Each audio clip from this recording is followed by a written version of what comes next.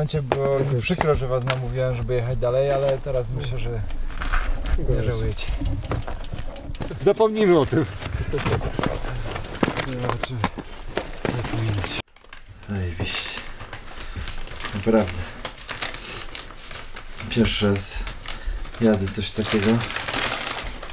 I powiem szczerze, że na razie jest to jedna z fajniejszych imprez, jakich brałem udział. Ale to dzisiaj to mówię. Jutro już nie będzie mi się podobało. Szczególnie rano. Jak ruszę z miejsca.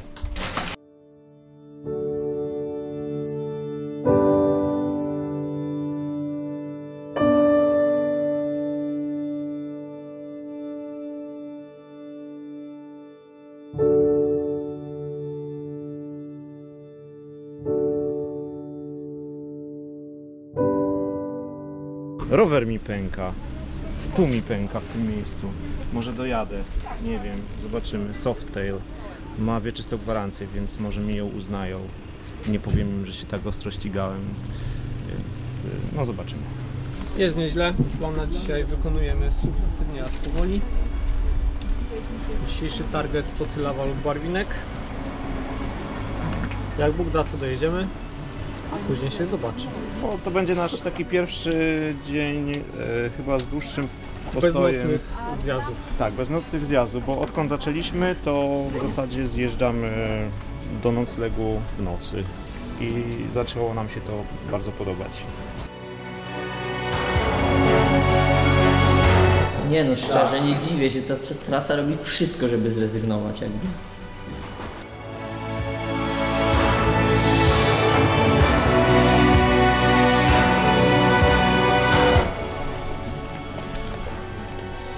Ale to tak jest bardzo zdradliwe, bo stamtąd się jedzie, a trasa prowadzi tam potem. Aż mnie boli na samą myśl o tych, którzy jadą na sztywnych widelcach i mają kierownicę z baramkiem. To jest samobójstwo, przecież kurczę, nie wyobrażam sobie tego. Teraz mam szkołę MTB i będę przekazywał młodym adeptom.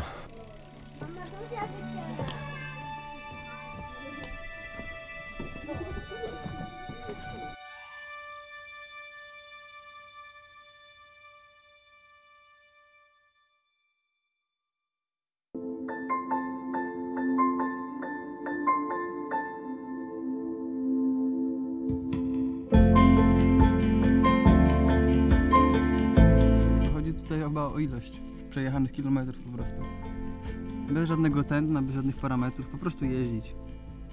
Próbowałem podjechać pod każdy podjazd, ale to nie ma sensu zupełnie, bo no wywaliłem się, obiłem sobie kolano, a tak upadłem niefortunnie, że gdybym jechał trochę szybciej, to mogłoby sobie pewnie nogę złamać.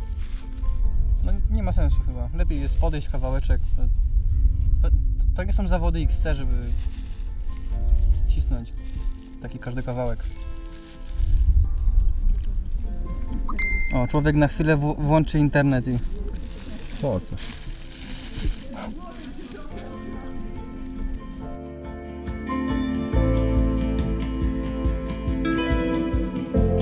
Jedzie przede mną jakiś pan w dżinsach na rowerze i nie mogę go dogonić i mówię, nie no aż tak się nie może być, że jakiś dziadek w dżinsach i tak go próbuję gonić, ale serio już tak cisnę pełnym jakby wszystkim co tam mam, czyli tam 15 na godzinę, a on dalej tak samo jest daleko. W końcu się zawziąłem na którymś takim przestromieniu, żeby go wyprzedzić. Wyprzedzam go. Na zjeździe jeszcze też dokręcałem, żeby na ten. Na drugim przestromieniu jeszcze trochę tak, ale już trochę się spompowałem. Znowu mnie dogania następnym razem i taki uśmiechnięty mówi: elektryczny!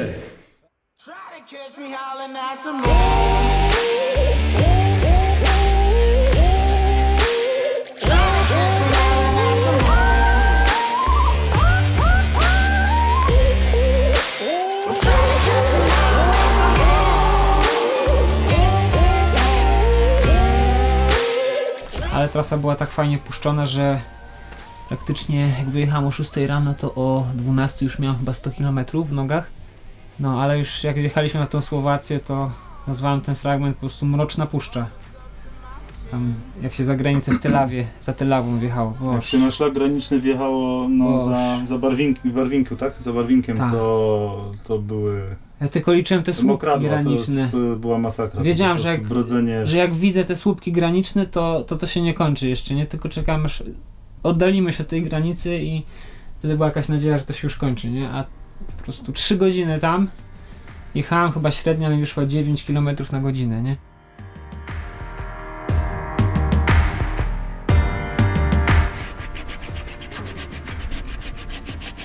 Zadzwonił klient. Myślę, dobra, fajnie się jedzie. To odbiorę. A nagle patrzę, z naprzeciwka jedzie dziewczyna, którą wcześniej mijałem. Jak ją zobaczyłem, to myślałem, że nie wiem, ducha zobaczyłem. I klient coś do mnie mówi, a ja mówię, tak.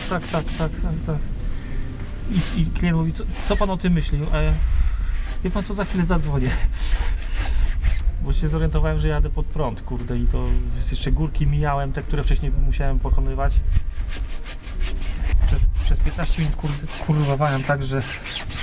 Ale wleciałem na tą górkę chyba w 5 minut.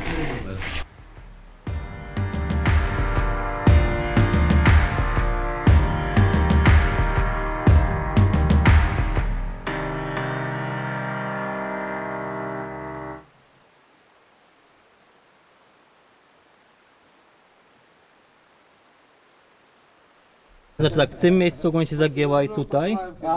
Natomiast najpierw zaczęło pęknięcie się od tej strony. Sobie tak zaznaczam nożykiem. Po prostu, czy to pęknięcie idzie dalej, czy nie.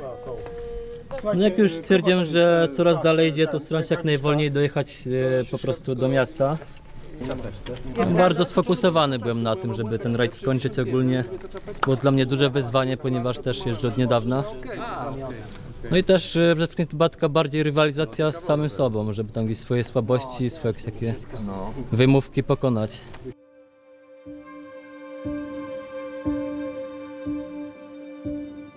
Na mecie wiedziałem tylko tyle, że stworzyliśmy naprawdę trudny wyścig. Nie był mój pierwszy wyścig tego typu, a myślę, że najtrudniejszy.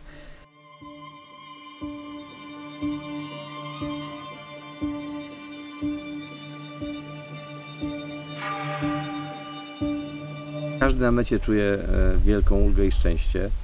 Nawet jeśli ta trasa wyzwalała w nich tyle złych emocji, czy nerwów, czy próby walki z własnymi słabościami, no bo ta trasa jest naprawdę wymagająca. Pewnie będziecie mieli szansę usłyszeć od swoich znajomych, czy w relacjach z tego wyścigu to właśnie, że nie tylko nogi jadą w takim wyścigu. Same nogi nie wystarczą, trzeba mieć żelazne serce i żelazną głowę, tak żeby zmusić się do kolejnych godzin, czy nawet dni wysiłku, który jest nieustający.